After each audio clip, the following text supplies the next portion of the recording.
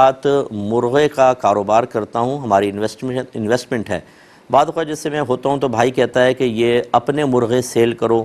کبھی کسی مرغے کے بارے میں کہہ دیتا ہے یہ تمہارا مرغا بہت اچھا ہے، تو کیا اس طرح بھائی کے کہنے سے وہ مرغا تحفتاً مجھے مل جاتا ہے، وہ میرا ہو جاتا ہے، شرکت کا نہیں رہتا؟ دیکھیں ایسا نہیں ہوتا، یہ تو ہمارے ہاں عرف عام میں کہہ دیتے ہیں کہ بھئی اپنا کاروبار چل رہا ہے، یہ تو شرکت کی گاڑی ہوتی ہے لیکن تمہاری گاڑی جیسے رینٹا کار پہ چل رہی ہوتی ہے، رینٹ پہ چلا رہے ہوتے ہیں، تو اس طرح کہہ دینے سے ہبہ نہیں ہو جاتا۔ یاد رکھیں، ہبہ یعنی گفٹ، تحفہ، یہ تب ہوتا ہے کہ جب کوئی شخص یہ کہے کہ یہ چیز میں نے آپ کو تحفتاً دی اور اس میں اسے مکمل تصرف کا اختیار بھی دے دے، آپ چاہیں اس کو کھائیں، پئیں، بیچیں، کسی اور کو تحفے میں دیں، کوئی رکاوٹ نہ ہو۔ جب اس حد تک مالک بنا دیا جائے تو سمجھ لیجئے کہ یہ آپ جو چیز ہوگی وہ آپ کی ملکیت سے نکل کر اس کی ملکیت میں داخل ہو جائے گی۔ لیکن یہ بالغ کا حکم ہے، نابالغ کا نہیں۔